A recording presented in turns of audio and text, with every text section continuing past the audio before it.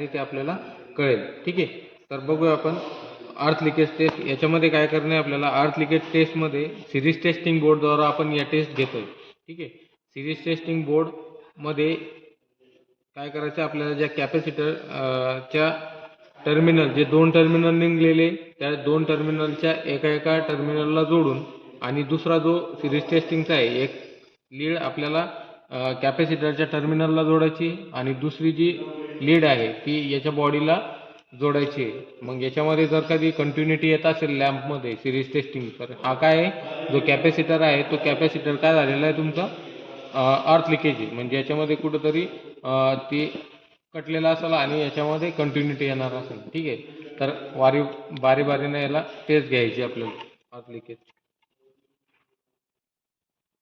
काय होतंय, याच्यामध्ये कुठली कंटिन्युटी दिसते का, नाही. याचा अर्थ काय, तुमचा कॅपॅसिटर हा चांगल्या कंडिशनमध्ये. ठीक आहे, याच्यानंतर दुसऱ्या टर्मिनलला लावायचं आहे आणि कंटिन्युटी बघायची. तर याच्यामध्ये कंटिन्युटी जर येत असेल तर तो अर्थ लिकेज झालेला आहे. ठीक आहे, आता याच्यानंतर दुसरी टेस्ट जी आहे ती शॉर्ट सर्किट टेस्ट आहे. आता शॉर्ट सर्किट टेस्ट काय आहे, हे जे 2 टर्मिनल आलेले या दोन्ही टर्मिनलला आपल्याला दोन्ही टर्मिनल जोडायचे, जे आपले सिरीज टेस्टिंग बोर्डद्वारे आलेले जे टर्मिनल आहे, हे दोन्ही टर्मिनल इथे याला आपल्याला काय करायचे, जोडायचे. याच्यामध्ये जो सिरीज टेस्टिंग लॅम्प आहे तो लॅम्प जर चांगल्या प्रकाश देत असेल, ठीक आहे, तर हा तुमचा शॉर्ट सर्किट झालेला आहे, म्हणजे याच्यामध्ये कंटिन्युटी येणार. ठीक आहे, तरी तुमचा जो कॅपॅसिटर आहे तो चांगल्या कंडिशनचा आहे असं याच्यावरून दिसतं, तेज रोशनी जर देत असेल तर. ठीक आहे, बघा आता हा कॅपॅसिटर काय आहे, रोशनी देतोय आहे की नाही, म्हणजे याच्यामध्ये शॉर्ट सर्किट झालेलं आहे. ठीक आहे, याच्यानंतर जी दुसरी टेस्ट आहे, आता याला थोडा वेळ लावून ठेवायचं, म्हणजे याला चार्जिंग करायचं आहे. आता याच्यामध्ये चार्जिंग पण होतं, चार्ज झाला तर याला डिस्चार्ज, ह्या दोन्ही प्रोसेस याच्यामध्ये होत आहे. आपण याला चार्ज करायचं आणि डिस्चार्ज करण्यासाठी काय, याला स्पार्क टेस्ट करायची. स्पार्क टेस्टनं काय होतं, स्पार्क टेस्टमध्ये पण तुमचा कॅपॅसिटर तुम्हाला ओळखता येतो की हा चांगल्या कंडिशनमध्ये आहे का नाही. तर स्पार्क टेस्टमध्ये काय, दोघी जे टर्मिनल आपण याला थोडा वेळ चार्ज करायचं, चार्ज झाल्याच्या नंतर एकमेकाला काय करायचं, त्याला कनेक्ट करायचं. ते काय होतंय, तुमचं स्पार्क टेस्ट होते. या स्पार्क टेस्टमध्ये काय होतं, जर त्यांना चांगला आवाज दिला, ठीक आहे, तुमच्या कॅपॅसिटरनं जर चांगला आवाज दिला तर तो तुमचा कॅपॅसिटर चांगल्या कंडिशनमध्ये आहे असं आपल्याला समजतं. बघा स्पार्क टेस्ट घ्या.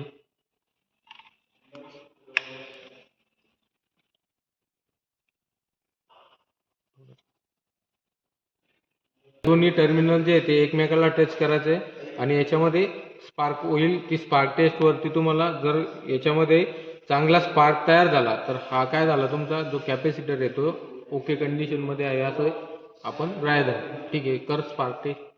हे बघा याच्यामध्ये स्पार्किंग झालं, म्हणजे हा काय झाला, आपण ज्यावेळेस त्याला चार्ज करायचं त्याला, हे बघा डायरेक्ट याला चार्ज करायचं आहे. म्हणजे कुठलाही कॅपॅसिटर जो आपल्या फॅनमध्ये असतो, आपण सर्वात जास्त यूज आपण जे होम आहे आपल्या, त्याच्यामध्ये फॅन जो असतो आपला, सिलिंग फॅन म्हणा किंवा टेबल फॅन, त्याच्यामध्ये एक कॅपॅसिटर मोटर असते. तर त्याच्यामध्ये हा कॅपॅसिटर असतो. जर आपल्या फॅनची स्पीड जी असते ती काय होते, कधीतरी कमी होते. त्याची वाइंडिंग तर चांगली असते, पण जी स्पीड कमी होते ती काय होते, कारण की जो कॅपॅसिटर असतो तो कॅपॅसिटर एक तर खराब असतो किंवा त्याच्यामध्ये काहीतरी प्रॉब्लेम झालेला असतो, त्यामुळे त्याची फॅनची स्पीड कमी होते. आपल्या फॅनची स्पीड कमी झाल्यानंतर आपल्याला या कॅपॅसिटरच्या अशा प्रकारची टेस्ट घ्यावी लागते. आणि त्या टेस्ट घेतल्याच्या नंतर जर त्याच्यामध्ये असे जर हे नाही आढळलं तर तो कॅपॅसिटर काय तुमचा खराब झालेला आहे, आणि तो कॅपॅसिटर बदलला तर तुमच्या फॅनची स्पीड परत त्याच्यामध्ये जशी आधीची असेल तशी येऊन जाते.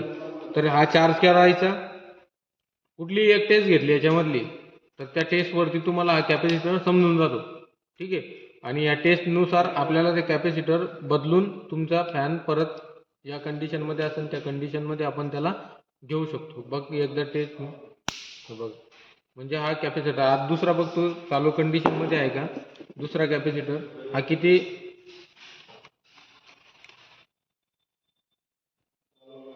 चार्ज झाला, हा पण चालू आहे. म्हणजे जेवढे आपले कॅपॅसिटर होते ते तेवढे चालू कंडिशनमध्ये आहे असं समजले की टेस्ट तुम्हाला. ठीक आहे, करता येईल सगळ्यांना. प्रॅक्टिकल बघायचं आहे तर प्रॅक्टिकल आपल्याला बघायचं आहे की कॅपॅसिटरला सिरीजमध्ये कनेक्ट केल्याच्या नंतर व्होल्टेजवरती काय परिणाम होतो आणि करंट कसा असतो, ठीक आहे. आणि पॅरललमध्ये त्याचं कनेक्शन केल्याच्या नंतर त्याच्यामध्ये काय परिणाम होतो हे आपल्याला प्रॅक्टिकली बघायचं आहे. आता हे दोन्ही वेगवेगळ्या कॅपॅसिटीचे कॅपॅसिटर आहे, वेगवेगळ्या व्होल्टेज कॅपॅसिटी त्याची जो मॅक्रो फॅरड आहे तो वेगवेगळ्या व्होल्टेजचा आहे, ठीक आहे. आणि नंतर आपण याला काय करू, आपण एकदा सिरीजमध्ये कनेक्शन करायचं, त्याच्यामध्ये व्होल्टेज आणि करंट याच्यावरती काय परिणाम होतो ते आपल्याला या प्रॅक्टिकलमध्ये बघायचं आहे, ठीक आहे. आता याची जे डायग्राम आहे, आवश्यक कॅपॅसिटी व व्होल्टेज रेटिंग करताना कॅपॅसिटरचा ग्रुप बनवणे, म्हणजे ह्या ग्रुपमध्ये आपण याचं प्रॅक्टिकली परफॉर्म करणार आहे की हे पॅरललीमध्ये कनेक्ट केल्याच नंतर आणि सिरीजमध्ये कनेक्ट केल्याच नंतर आणि सिंगल कनेक्ट केल्याच्या नंतर त्याच्यावरती काय परिणाम होतो ते आपल्याला याच्यामध्ये बघायचं आहे. आता याच्यामध्ये आपला हा जो प्रॅक्टिकलचा टेबल आहे त्याच्यामध्ये डायग्राम दिलेली आहे. या डायग्रामनुसार आपल्याला याचं कनेक्शन करायचं आहे, ठीक आहे.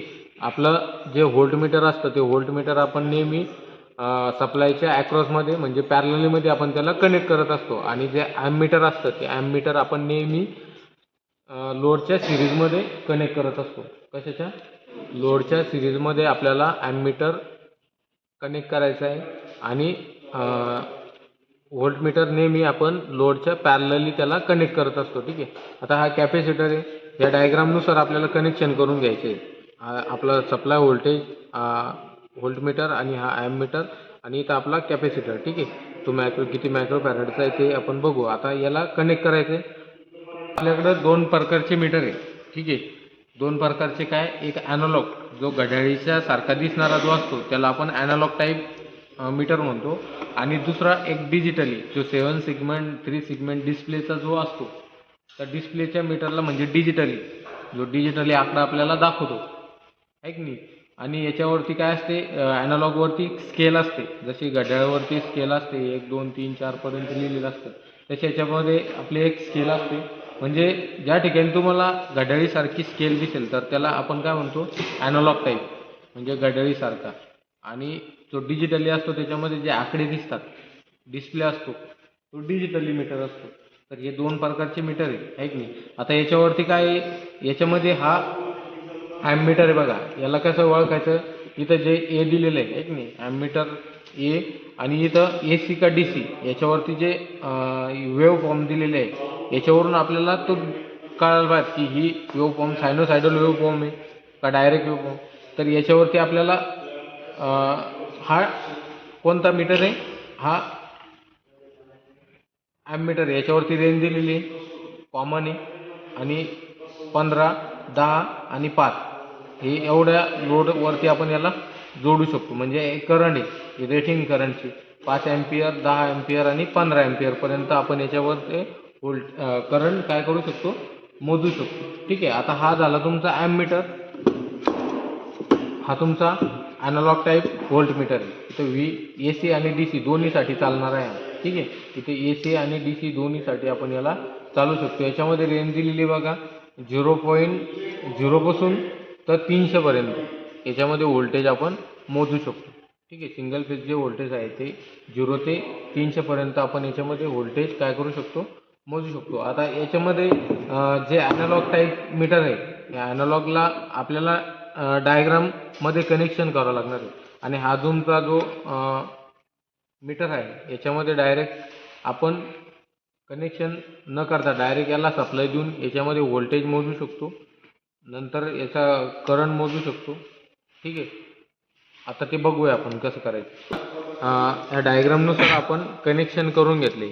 आता याच्यामध्ये हा व्होल्टमीटर आपल्याला कशामध्ये जोडायचा आहे, पॅरलली कनेक्ट करायचा आहे. हा आपण पॅरलली कनेक्ट केलेला आहे, ठीक आहे. इथून आपण एक व्हेरिएबल रेजिस्टन्स म्हणून इथं एक सिरीज टेस्टिंगवरती आपण हे करतोय. व्हेरिएबल रेजिस्टन्स काय की जेवढं आपल्याला व्होल्टेज हे करण्यासाठी आहे की नाही, व्होल्टेज वाढवायचं कमी करायचं त्याच्यासाठी एक तिथं व्हेरिएबल रेजिस्टन्स टाकलेलं आहे, ठीक आहे. म्हणजे आणि हे सिरीज, आता हा सिरीजमध्ये जोडलेला आहे आणि हा आपला कॅपॅसिटर कनेक्ट केलेला आहे. आपल्याला बघायचं आहे की आपली सर्किट डायग्राम बरोबर आली. सर्किट डायग्रामनुसार बरोबर आला, जर लॅम्प लागला तर तुमची सर्किट काय झाली आहे, ओके झाली आहे, ठीक आहे. आता हा व्होल्टेज किती घेतोय आणि करंट किती घेतोय आपल्याला ते बघायचं, ठीक आहे. अरे चालू कोण नाही राहिलं, 75 175 व्होल्टेज चालला इथं आणि करंट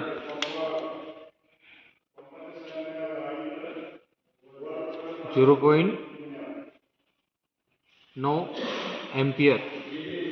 करंट आहे 0.9 एम्पियर आणि व्होल्टेज किती 175. आता हे झालं एक रेजिस्टिव्ह लोड टाकलेला आपण याच्यामध्ये आहे की नाही. हा रेजिस्टन्स लोड आहे. आता पॅरलल मध्ये टाक त्याला. बघा किती आलं व्होल्टेज बघ ना किती ते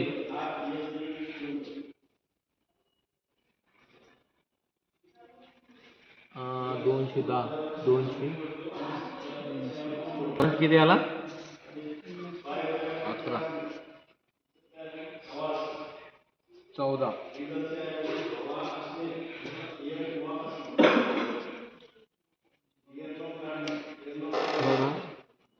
हे आपण ना सिरीज मध्ये घेतलं हे पॅरलल मध्ये घेतलं 2.5 मायक्रो फॅरड.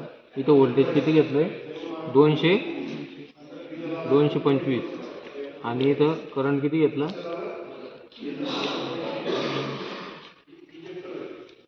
11. एवढंच एवढा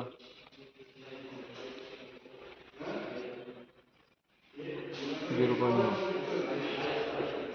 आता याचं काढणं आपल्याला XC मीन्स व्हॉट रिॲक्टन्स. ठीक आहे इक्वल टू V/I. तर आपण ना एक कॅपॅसिटी रेजिस्टिव्ह लोड घेतला होता त्याच्यामध्ये त्यावेळेस आपला व्होल्टेज किती होता 175 डिवायडेड बाय 0.09 किती येतं काढा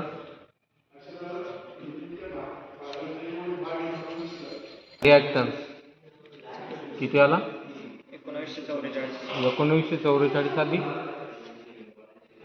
एक मिनिट एक चालू कर द्या ना करंट जास्त घेऊ लागतं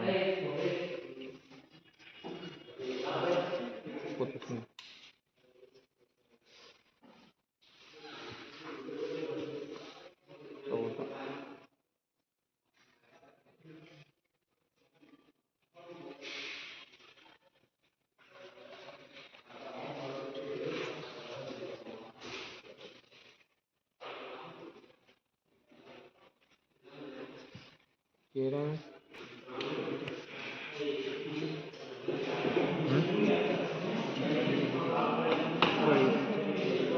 बघ इथं टोटल व्होल्टेज पण द्यायचं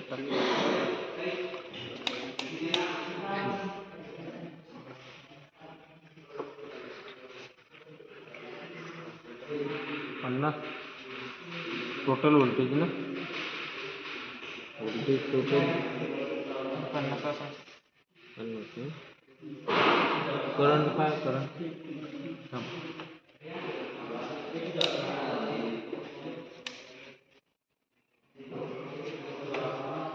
0.14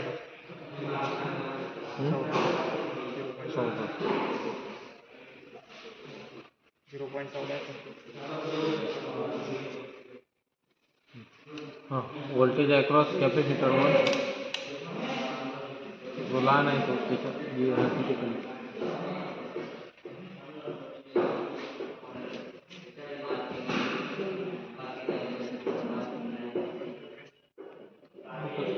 कोण मॉडल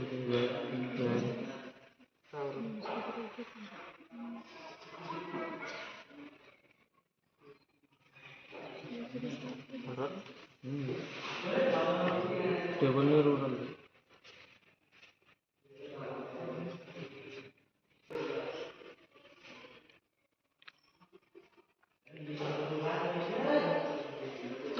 टेबल कौन ले रोड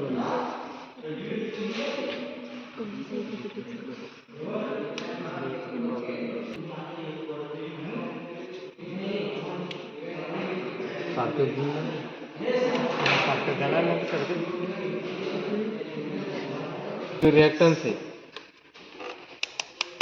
काय केलं आपण ना याच्यामध्ये फरक पाहू नुसतं सिंगल कॅपॅसिटर घेतलं बंद